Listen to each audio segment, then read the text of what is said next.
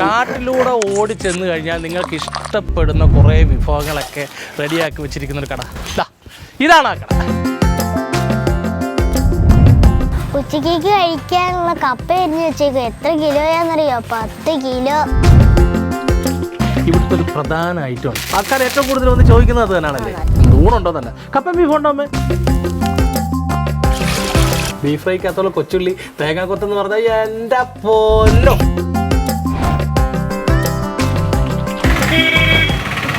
മീൻമണ്ടി.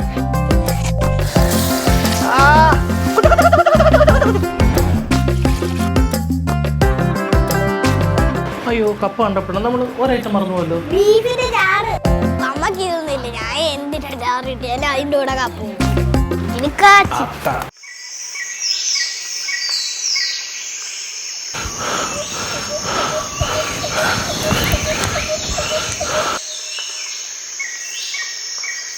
എടാ, ഇവിടെ ആരും കാണുന്നില്ലല്ലോടാ. അച്ഛനെ പേടിയാവുന്ന ആരും കാണുന്നില്ല.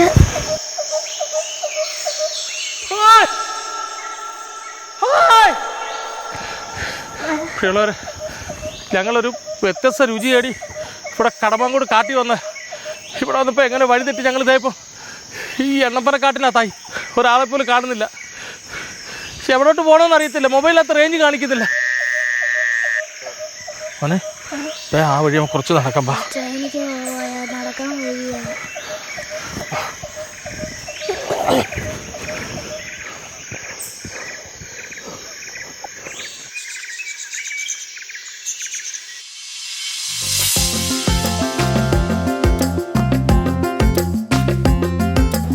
അപ്പോൾ നമ്മൾ ഏഴംകുളം ജംഗ്ഷനിൽ നിന്ന് വലത്തോട്ട് തിരിഞ്ഞ് ഏകദേശം ഒരു 4 കിലോമീറ്ററുള്ള കാട്ടിനകത്തോട്ട് ഓടി വന്നിരിക്കുന്ന എവിടെയാണെന്നറിയാം? കടമാങ്കോട്. കടമാങ്കോട് ശ്രീ മഹാദേവ ക്ഷേത്രമൊക്കെ കഴിഞ്ഞ് കടമാങ്കോട് ജംഗ്ഷനാണിത്. അല്ലേ? കടമാങ്കോട് പോസ്റ്റ് ഓഫീസ് ഒരു സംസ്കാരത്തിൻ്റെ ഭാഗം. ഇപ്പോഴും ഇതിലൂടെ എഴുത്തുകളൊക്കെ എഴുതി ഇട്ട് മേടിച്ചവർക്കൊക്കെ ഇത് കാണുമ്പോൾ ഒരു വല്ലാത്ത നൊസ്റ്റാൾജി വരും. അപ്പോൾ നമ്മൾ അത്ര കാര്യങ്ങളിലേക്കൊന്നും പോകുന്നില്ല. അപ്പോൾ ഇവിടെ വന്നിരിക്കുന്നത് പോസ്റ്റ് ഓഫീസ് പരിചയപ്പെടുത്താനാണോ? ഒരിക്കലുമല്ല. ഞാൻ പറഞ്ഞല്ലോ, കാട്ടിലൂടെ ഓടി ചെന്ന് കഴിഞ്ഞാൽ നിങ്ങൾക്ക് ഇഷ്ടപ്പെടുന്ന കുറേ വിഭവങ്ങളൊക്കെ റെഡിയാക്കി വെച്ചിരിക്കുന്നൊരു കട. കാട്ടിലെ കട. തിരുവനന്തപുരത്ത് കണ്ട കാട്ടിലെ കടയല്ല ഇത്. കൊല്ലം ജില്ലയിൽ കൊളത്തൂപ്പുഴയ്ക്കടുത്തായിട്ട് ഏഴംകുളം ജംഗ്ഷനിൽ നിന്ന് വലത്തോട്ട് വരുമ്പോൾ കടമാങ്കോട് എന്ന് പറയുന്ന സ്ഥലത്ത് കാണുന്ന കാട്ടിലെ കട. ഇതാണ് ആ കട.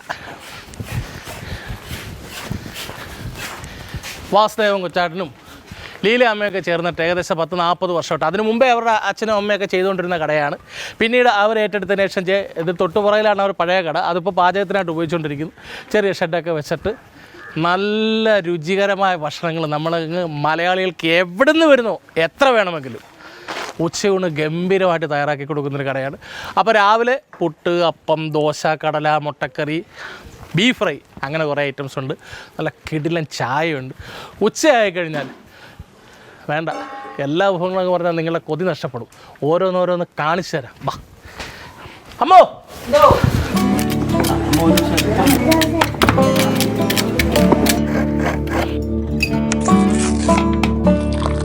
ഉച്ചക്കേക്ക് കഴിക്കാനുള്ള കപ്പ എരിഞ്ഞ് വെച്ചേക്കും. എത്ര കിലോയാന്നറിയോ? 10 കിലോ. അതെ, 10 കിലോ. അപ്പോൾ നിങ്ങൾ വിചാരിക്കും ഈ കൊച്ചു കട 10 കിലോയുടെ പരിപാടിയോ? 10 അല്ല, ചില ദിവസങ്ങൾ അതിൽ കൂടുതൽ വരുന്നുണ്ട്. ആൾക്കാർ തേടി എത്തും. പിന്നെ ഓർഡർ അനുസരിച്ച് ഇഷ്ടമുള്ളത് ഏത് സമയത്ത് വന്നാലും ഒരു ചെയ്തു കൊടുക്കുകയും ചെയ്യും. ഉച്ചക്കലത്തെ ഊണെന്ന് പറഞ്ഞുണ്ടല്ലോ, അതാണ് ഊണ്. കാട്ടിലെ ഹോട്ടലിൽ കിടിലൻ ഊണ് അല്ലേ? അതാണ്.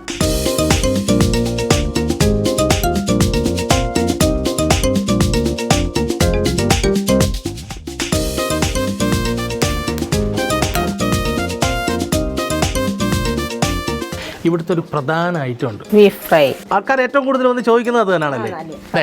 കപ്പയും ബീഫും ഉണ്ടോന്നാ? ഊണുണ്ടോന്നല്ല, കപ്പയും ബീഫും ഉണ്ടോ അമ്മേ അതല്ലേ ചോദിക്കുന്നത്. അപ്പോൾ അതെ, ആ ബീഫ് ഫ്രൈക്കുള്ള ബീഫ് വേവിക്കാൻ വേണ്ടിയിട്ട് കുക്കറിൽ വെച്ചേക്കും. അപ്പോൾ ഇതിനകത്ത് എന്തൊക്കെ ചാടിയിട്ടുണ്ട്? ഇപ്പം ഇതിനകത്ത് ഉലുവയുണ്ട്, മഞ്ഞപ്പൊടിയുണ്ട്, മുളക് പൊടിയുണ്ട്, മല്ലിപ്പൊടിയുണ്ട്, ഉപ്പുണ്ട്.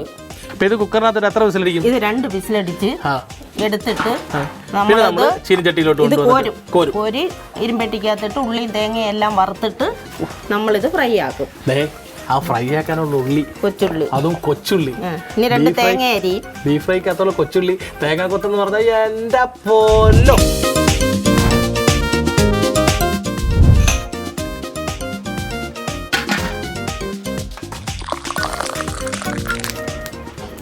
അപ്പോൾ നമ്മുടെ കാട്ടിലെ കടയുടെ സ്വന്തം അടുക്കളയിലാണ് നിൽക്കുന്നത്.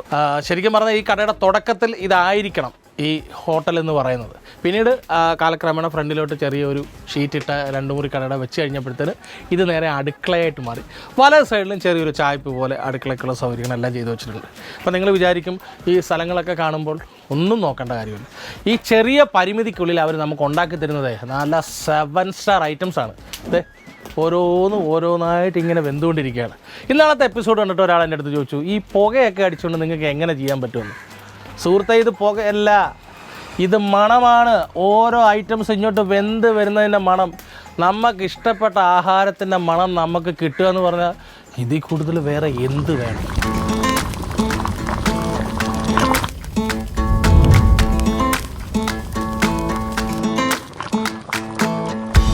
അപ്പോൾ നമ്മൾ കുക്കറിൽ 2 വിസിലടിച്ച ബീഫ് വാങ്ങി വെച്ചു, വെള്ളമൊക്കെ ഊറ്റി. ഇനി അത് ഫ്രൈ ചെയ്യാൻ പോവാണ് ഇരുമ്പ് ചീനിച്ചട്ടയിൽ. എൻ്റെ ആദ്യ പടി എന്നുള്ള എണ്ണ ഒഴിച്ച് എണ്ണ ചൂടായപ്പോഴത്തേന് കടുക് വറുത്തു. അതിലേക്ക് നമുക്ക് തേങ്ങാക്കൊത്തൊന്ന് മൂപ്പിച്ചൊരു ഈ കളറൊന്ന് മാറി വരാൻ വേണ്ടിയിട്ടിരിക്കുകയാണ്. പിന്നെ അതിൻ്റെ അനുസാരികളൊക്കെ ഇവിടെ ഉണ്ട്. ഇതാണ്ട് മുളകിൻ്റെ എന്തായാലും പറയാം, ഞെടുപ്പ് അങ്ങനെയല്ലേ പറയുന്നത് മാമൻ്റെ? കതുപ്പ് ഇതൊക്കെ പറയും. അത് കൊട്ടക്കാരിയെ കണ്ട. അപ്പോൾ അതിപ്പോൾ ഇതിനകത്തേക്ക് ഇടാൻ പോവുകയാണ്. അത് കഴിഞ്ഞിട്ട് നേരത്തെ തയ്യാറാക്കി വെച്ച നല്ല കൊച്ചുള്ളി, അറിയാമല്ലോ ബീഫിനകത്ത് അളിയും കയറുമ്പോൾ ഇതിന് വേറൊരു രുചിയാണ്. പിന്നെ കൂട്ടത്തിൽ ഒരു അലങ്കാരത്തിന് 2-3 സവാളകളുണ്ട്. ഇരിക്കട്ടെ.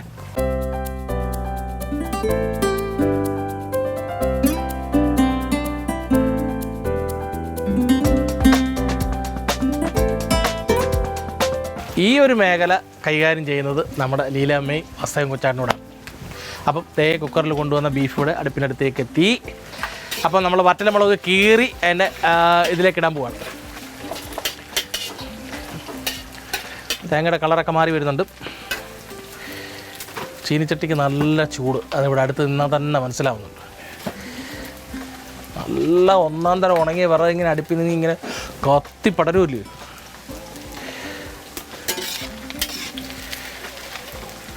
നിറം മാറി വരുന്നുണ്ടല്ലേ? ചുമന്ന കളർ വരണമെന്നാണ് പറയുന്നത്.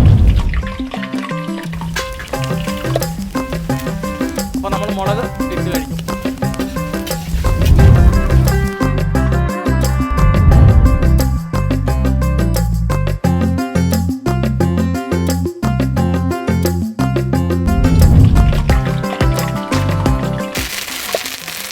ഇപ്പോൾ ചെറുപറ എന്നൊരു സൗണ്ട് കേട്ടില്ലേ? നമ്മുടെ കറിവേപ്പില ഇട്ടതാണ്. തിളച്ച എണ്ണയ്ക്കകത്തോട്ട് കറിവേപ്പില ഇട്ടപ്പോഴേ, കറികൾക്ക് കറിവേപ്പില ഇല്ലെങ്കിൽ ഞാനായിട്ട് പറയും.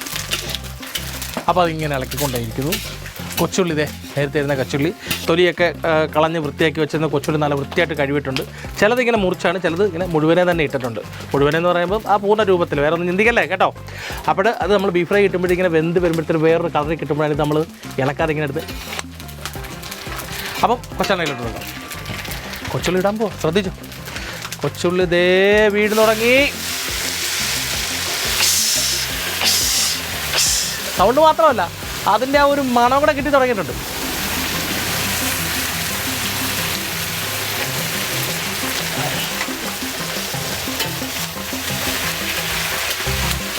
അപ്പോൾ അതിങ്ങനെ നന്നായിട്ട് ഇളക്കിക്കൊണ്ടിരിക്കുകയാണ്. ഇപ്പോൾ വറ്റൽമുളകുണ്ട്, തേങ്ങാക്കൊത്തുണ്ട്, കറിവേപ്പിലയുണ്ട്, കൊച്ചുള്ളിയുണ്ട്. അത് ഇളകി ഒരു നല്ലൊരു വാടി വരുമ്പോഴത്തേന് പിന്നെ ഇതിലേക്ക് നമ്മുടെ ബീഫ് ഇടും. പിന്നാണ് മുളകുപൊടി, മല്ലിപ്പൊടി, മസാല ഐറ്റംസ് എല്ലാം ഇട്ട് വെളിച്ചെണ്ണ ഒഴിച്ച് പിന്നെ അതിങ്ങനെ ഇരുമ്പ് ചീനിച്ചട്ടിയിൽ സ്ലോ കുക്കറിൽ കിടന്ന് വെന്ത് നല്ല പരുവത്തി. അതിൽ വെള്ളം പറഞ്ഞിട്ട് പറയാൻ പറ്റുന്നില്ല. ഉള്ളി വഴറ്റിയതിൻ്റെ മണം.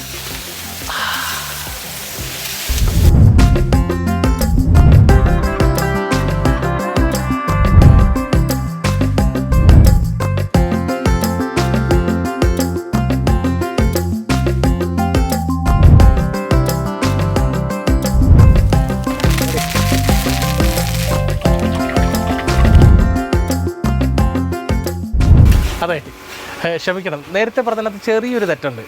അതായത് ഈ തേങ്ങാക്കൊത്തും ഉള്ളിയും കൂടെ വഴറ്റി വന്നപ്പോൾ തന്നെ നമ്മൾ മുളകുപൊടി മല്ലിപ്പൊടി ഇട്ടു, അല്ലാതെ മാംസം ഇട്ടതിന് ശേഷമല്ല. അപ്പം മുളകുപൊടി മല്ലിപ്പൊടി ഇപ്പം 2-3 വലിയ ടീസ്പൂൺ വീതം ഇട്ടിരിക്കുകയാണ്. അപ്പോൾ ഇത് ഇവർ തന്നെ മേടിച്ച് വറുത്ത് പൊടിച്ച് മില്ലിൽ കൊടുത്ത് പൊടിച്ച് വെച്ചിരിക്കുന്നത് ഇവർക്ക് വേണ്ടിയിട്ട് മാത്രമായിട്ട് കിലോ കണക്കിനെടുത്ത് ഇവർ വെച്ചിരിക്കുകയാണ്. ഒരിക്കലും പാക്കറ്റ് സാധനങ്ങളല്ല ഇവിടെ മേടിച്ച് ഉപയോഗിക്കുന്നത്.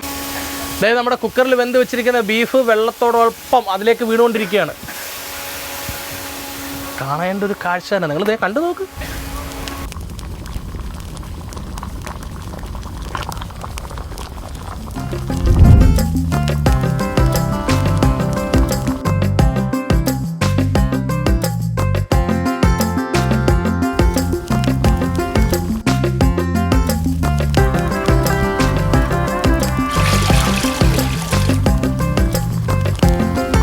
അപ്പോൾ അതെ ഇരുമ്പ് ചീനിച്ചട്ടിയിൽ കറി പാകമായി വന്നിരിക്കുകയാണ്. ഇനി അതിൽ നിന്ന് ഗ്രേവി കോരുകയാണ്. അതായത് നമുക്ക് ഉച്ചയ്ക്ക് ഊണിൻ്റെയും കപ്പയുടെയും കൂടെ ഈ ബീഫിൻ്റെ ഗ്രേവി തന്നെയാണ് തരുന്നത്. എന്ത് രസമായിരിക്കും, അതിനെക്കാട്ടിൽ എന്ത് രുചിയായിരിക്കും എന്ന് ആലോചിച്ച്. അപ്പോൾ അതായത് ഇങ്ങനെ കോരുന്നുണ്ട്. കോരുമ്പോൾ വരുന്ന കഷ്ണങ്ങൾ പിടിക്കാൻ വേണ്ടിയിട്ട് ചെറിയൊരു കണ്ണോപ്പ് വെച്ചിട്ടുണ്ട്. അതിലൊരു നല്ല മണം ബീഫ് കറിയുടെ. ഇനി ഈ ഗ്രേവി മാറ്റിയിട്ട് അത് ഇങ്ങനെ സ്ലോ കുക്കിലിട്ട് വഴട്ടിയെടുക്കുമ്പോൾ അത് ഫ്രൈ ആയിട്ട് മാറും. അതിൻ്റെ മണമൊന്നും വേറെ, രുചി അതുക്കും മേലെ.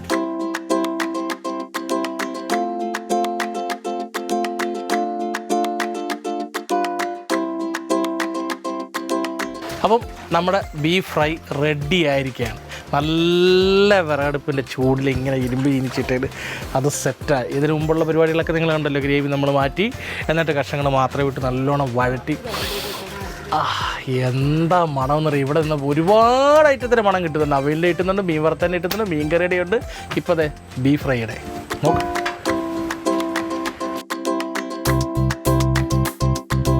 അപ്പോൾ ഏകദേശം ഊണിൻ്റെ തിരക്കൊക്കെ ആയി വരുന്നതേ ഉള്ളൂ. ആൾക്കാർ ഇങ്ങനെ പൊഴിഞ്ഞ് വരുന്നുണ്ട്. 3 മണി വരെ നല്ല തിരക്കാണെന്നാണ് ഇവിടുത്തെ അമ്മ പറഞ്ഞിരിക്കുന്നത്. ഇവർ തന്നെ KSFB ഉദ്യോഗസ്ഥരാണ്. 6-7 കിലോമീറ്റർ താണ്ടിയിട്ടാണ് ഇവിടെ ആഹാരം കഴിക്കാൻ വേണ്ടി ഇവിടെ വന്നിരിക്കുന്നത്, അതും സ്ഥിരമായിട്ട്. ശരിക്കും പറഞ്ഞാൽ ഇവിടുത്തെ ഊണിൻ്റെ വലിയ ആരാധകരെന്ന് തന്നെ പറയല്ലേ. ഇവിടെ വന്ന് കഴിക്കുക, ഈ ഏരിയയിലുണ്ടെങ്കിൽ ഇവിടെ വന്ന് കഴിച്ചിട്ട് പോകുന്നു. അത് കേട്ടില്ലേ, കഴിച്ചവരിൽ നിന്ന് സംതൃപ്തിയാണ് ഏറ്റവും കൂടുതൽ ഉണ്ടാവുന്നത്. അപ്പോൾ വെച്ച് കൊടുക്കുന്ന അമ്മയ്ക്കും അച്ഛനും ഉണ്ടാകുന്ന സന്തോഷം എന്തായിരിക്കും, ഒന്നും പറയാനില്ല.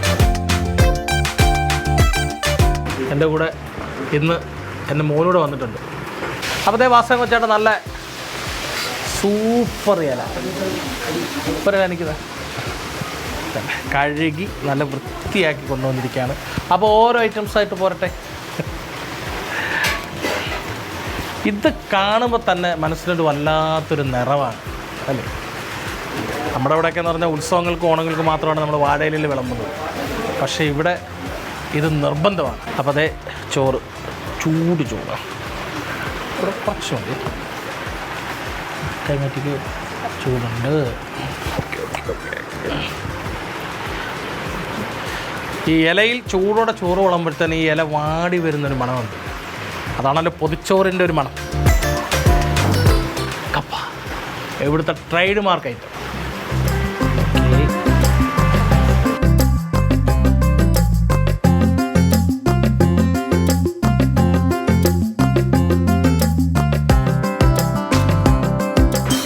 കേരളയിൽ ഒരു ഗംഭീര സദ്യക്കുള്ള ഐറ്റംസ് വന്നിരിക്കുകയാണ്. ചോറ്, പരിപ്പ്, കപ്പ, നല്ല ചൂര വറുത്തരച്ച കറി, പച്ചടി, അവിയൽ, തോരന്, ഇഞ്ചി, മാങ്ങ, നാരങ്ങ, പിന്നെ നമ്മുടെ സ്വന്തം പപ്പടം. ശരിക്കും പറഞ്ഞാൽ ഇപ്പം തന്നെ പകുതി വയറ് നിറഞ്ഞിട്ടുണ്ട്. പക്ഷെ നമ്മളങ്ങനെ വിടാൻ പറ്റത്തില്ലല്ലോ. ഇവിടെ വരെ ഓടി വന്നിട്ട് ഇതിൻ്റെ ടേസ്റ്റ് നോക്കിയില്ലെങ്കിൽ മോശമല്ലേ അല്ലേ. ടേസ്റ്റ് നോക്കണ്ടേ. അപ്പോൾ നമുക്ക് തുടങ്ങിയാലോ. അപ്പോൾ പപ്പടം എടുത്തോ, പരിപ്പിനകത്തോട്ട് വെച്ചോ, പൊടിച്ചോ. ഓക്കെ, പരിപ്പും പപ്പടം മാത്രമേ ചോറുമായിട്ട് ഒരു ഉരുളയൊന്ന് കഴിച്ചു പോകട്ടെ.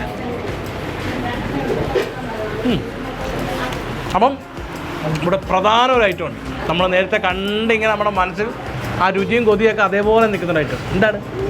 നമ്മുടെ സ്വന്തം ബീഫ് ഫ്രൈ. അമ്മോ, അപ്പോൾ ബീഫ് ഫ്രൈ പോരട്ടെ. എന്താ പച്ചടിയുടെ ഒക്കെ ടേസ്റ്റ് എന്നറിയാം.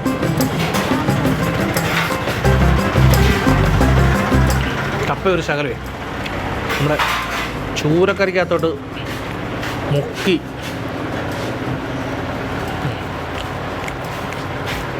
നല്ല കറി, നല്ല പയറുതോര, എല്ലായിട്ടും ഒന്നിനൊന്നും മെച്ചമെന്ന് തന്നെ ഞാൻ പറയും. അപ്പോൾ വിചാരിക്കും എല്ലാ എപ്പിസോഡിലും ഇത് തന്നെയല്ലേ പറയുന്നത്. അത് വെറുതെ പറയുന്നതല്ല, ഞാൻ വീണ്ടും പറയുന്നു, അത്രയ്ക്ക് രുചികരമായിട്ടാണ് ഇവർ തരുന്നത്. കാന്താരിയുടെ രുചി മുമ്പിൽ നമ്മുടെ കരുനാരങ്ങ. ബീഫ് ഫ്രൈ കിട്ടിയില്ലേ കൊണ്ടുവരുന്നു. അപ്പോൾ നമ്മൾ കട്ട വെയിറ്റിംഗിൽ ഇരുന്ന ബീഫ് ഫ്രൈ.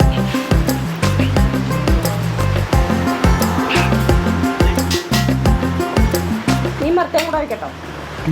ഒന്ന് മണം പിടിച്ചേ. ഒരു മീൻ വറുത്തത് മതി.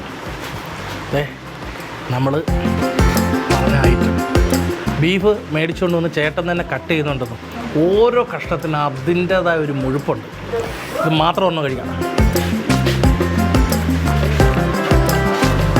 നേരത്തെ പറഞ്ഞ ആരും വീണ്ടും ആവർത്തിക്കുകയാണ്. എന്താ രുചി. ഒരു പീസ് വെച്ചാൽ മതി. ഓക്കെ. പങ്കട വറുത്തത്. അപ്പോൾ ഇനി നമുക്ക് കാര്യമായിട്ടൊരു പിടി പിടിക്കാം.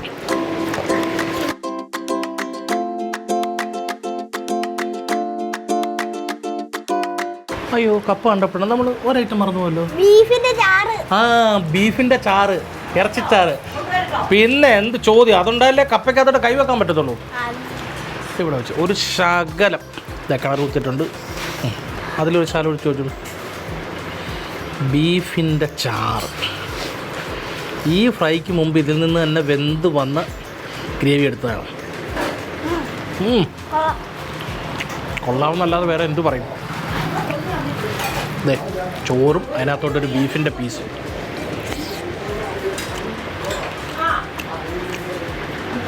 കൂട്ടിനൊരു ഇച്ചിരി പച്ച. ബീഫ് അങ്ങനെ ഉണ്ട്. കൊള്ളാന്നാണോ? കിടു എടുക്കാച്ച ക്യാമറ എന്നൊക്കെ പറഞ്ഞേ. അതാണ്. പിന്നെ നമ്മുടെ ആദ്യമേ തയ്യാറായ ഐറ്റം വങ്കട വറുത്തത്. കാണാൻ തന്നെ എന്താ ടേസ്റ്റ്.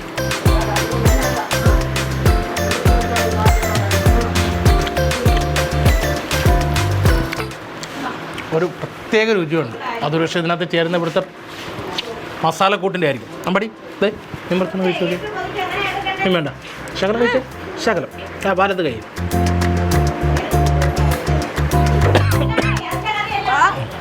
മീനോടൊന്നും വലിയ താല്പര്യമില്ല, പോട്ടെ. നമ്മുടെ മീൻകറിയും ബീഫിൻ്റെ ഗ്രേവിയുടെ അങ്ങ് ഒരുമിച്ച് അവർ ലയന സമ്മേളനം നടത്തി. സൂപ്പർ.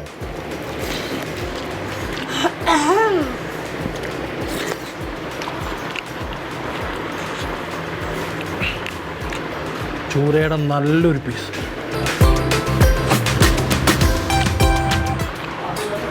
ശരിക്കും പറഞ്ഞാൽ ആശയക്കുഴപ്പത്തിലാണ് ഞാനാണ്. കപ്പയും മീൻകറിയും കഴിക്കണോ അതോ കപ്പയും ബീഫ് ഫ്രൈ കഴിക്കണോ, ഏത് കഴിക്കണം?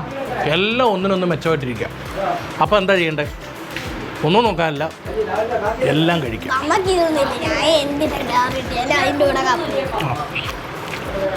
എന്താന്ന് മനസ്സിലായിട്ടില്ല. കാര്യം കണ്ടുപോട്ടെ. ഇതെല്ലാം കഴിക്കണം. ഒന്ന് ടേസ്റ്റ് ചെയ്ത് നോക്കിയേ. നല്ല ടേസ്റ്റാണ്.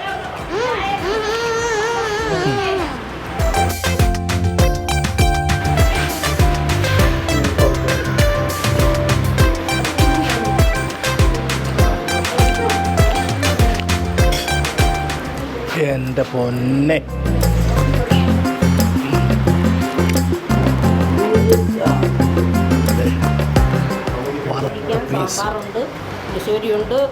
പുളിശ്ശേരി. അപ്പോൾ പുളിശ്ശേരി വന്നിരിക്കുകയാണ്. കലുവച്ചിട്ട് നല്ല കുറുകുറ പുളിശ്ശേരി. നല്ല പുളിയുണ്ട്, അടിപൊളി. അതെന്തൊരു ചോദ്യം, അത് കൊള്ളാവുന്നു. പുളിശ്ശേരിയും ചോറും ചൂരയുടെ കറി വെച്ചൊരു പീസ്. പുളിശ്ശേരി വേണോ? മീൻകറിയിൽ മുങ്ങിക്കിടന്ന കപ്പ ഇങ്ങോട്ട് എടുത്തിട്ട് ഈ പുളിശ്ശേരിയുടെ കൂടെ അങ്ങോട്ട് വെച്ചിട്ടേ ഒന്ന് കഴിച്ചു നോക്കാം. അത് നമ്മുടെ വീട്ടിലൊക്കെ ചെയ്യുന്ന സ്ഥിരം ഒരു ഐറ്റമാണ്.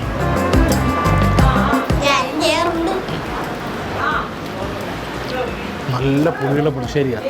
ഉമ്മാണോ അതിനെ പുളിശ്ശേരി എന്ന് പേര് വിളിക്കുന്നത്.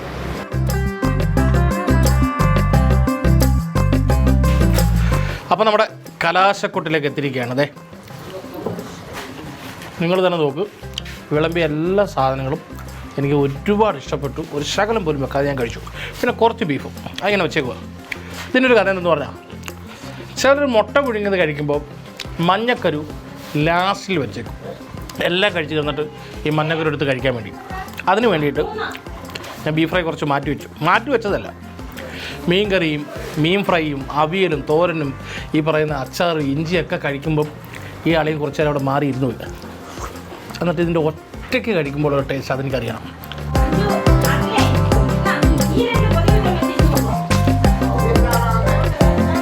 ഒരുപാട് സ്ഥലങ്ങളിൽ ഇപ്പോൾ ബീഫ് ഫ്രൈ കഴിച്ചെങ്കിലും ഈ ബീഫ് ഫ്രൈയുടെ ഏറ്റവും വലിയ പ്രത്യേകത എന്ന് പറഞ്ഞാൽ ഒരു കഷ്ണം എന്ന് പറഞ്ഞാൽ അതൊരു 1.5 കഷ്ണമാണ്.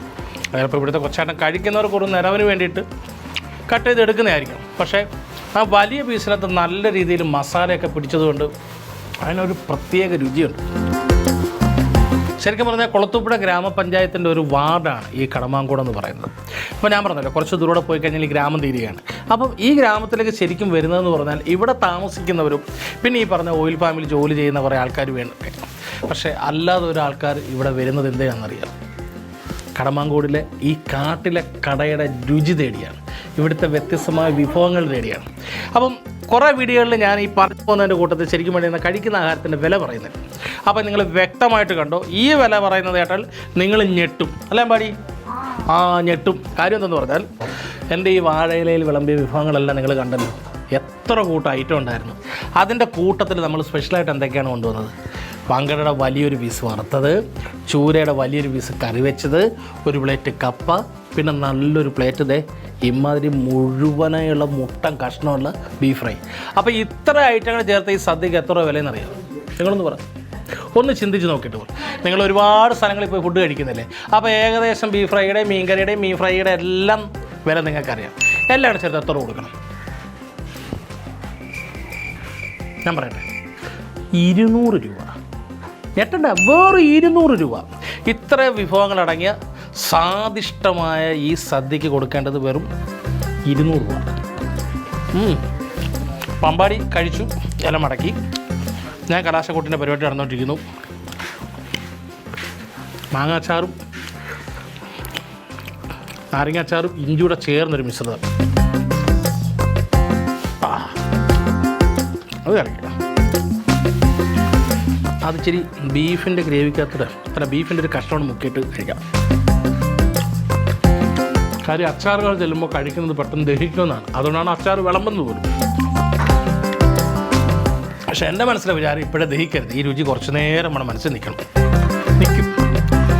വയറ്റിൽ നിന്ന് പോയാലും നമ്മുടെ നാവിൽ നിന്ന് പോയാലും മനസ്സിൽ നിന്ന് പോകത്തില്ല. അത്രയ്ക്ക് അടിപൊളിയാണ് നമ്മുടെ കാട്ടിലെ കടയിലെ വാസയം കൊച്ചാട്ടനും ലീലമ്മയും കൂട്ടരും ചേർന്നുണ്ടാക്കുന്ന നല്ല ഗംഭീര സദ്യ. കട അല്പം കാട്ടിലാണെന്നേ ഉള്ളൂ, രുചിയുണ്ടല്ലോ 7 സ്റ്റാറാണ്. 7 സ്റ്റാർ. ശരിക്കും പറഞ്ഞാൽ ഇവിടുത്തെ ഒരുപാട് വിശേഷങ്ങൾ പറയാനുണ്ട്. അതായത് കൊല്ലം ജില്ലയിൽ അഞ്ചലെന്ന് കുളത്തൂപ്പുഴയ്ക്ക് പോകുന്ന വഴിയിൽ ഏഴംകുളം എന്ന് പറയുന്ന ജംഗ്ഷനിൽ നിന്ന് വലത്തോട്ട് കാട്ടിലൂടെ ഒരു 4-4.5 കിലോമീറ്റർ ഓടിയെത്തുമ്പോഴാണ് ഈ കടമാങ്കോട് എന്ന് പറയുന്ന സ്ഥലമെന്ന് പറയുന്നത്. അപ്പോൾ ഇവിടേക്ക് ആൾക്കാർ തേടിയെത്തുന്നത് ഈ കാട്ടിലെ കടയിലെ രുചികരമായിട്ടുള്ള ആഹാരം കഴിക്കാനാണ്. സത്യം പറഞ്ഞാൽ അതിൽ 100% വാസ്തവമുണ്ടെന്ന് ഇവിടെ വന്ന് ആഹാരം കഴിച്ചപ്പോൾ എനിക്ക് മനസ്സിലായി. അമ്മ ഉള്ളത് പറയാമല്ലോ, ഈ ആഹാരം കഴിച്ചാൽ വയർ നിറയെ മാത്രമല്ല, നമുക്ക് സംതൃപ്തി എന്ന് പറയുന്നൊരിതുണ്ടാവണം. ആ സംതൃപ്തി 100% എനിക്ക് കിട്ടി. വലിയ സന്തോഷം. ആ സന്തോഷം കൊണ്ട് എൻ്റെ അമ്മയ്ക്ക് നല്ലൊരു ഉമ്മ. അപ്പോൾ തീർച്ചയായിട്ടും നിങ്ങൾ ഇവിടുത്തെ കാഴ്ചകളെ കണ്ട് ഇഷ്ടപ്പെട്ടെങ്കിൽ ഒരു പ്രാവശ്യം നിങ്ങൾ ഇവിടെ വരിക, ടേസ്റ്റ് ചെയ്യുക. അത് കഴിഞ്ഞാൽ എൻ്റെ കൂട്ട് നിങ്ങളും ഫാൻ ബോയ് ആയി കഴിയുമ്പോൾ അപ്പോൾ ഒരുപാട് സന്തോഷം. ഈ ഒരു കടയിൽ വന്ന് കുറച്ച് നേരം ചിലവഴിക്കാൻ പറ്റിയതിൽ അതിന് അവസരം നിന്നതിന് ഒരുപാട് സന്തോഷം. അപ്പം കാണാം.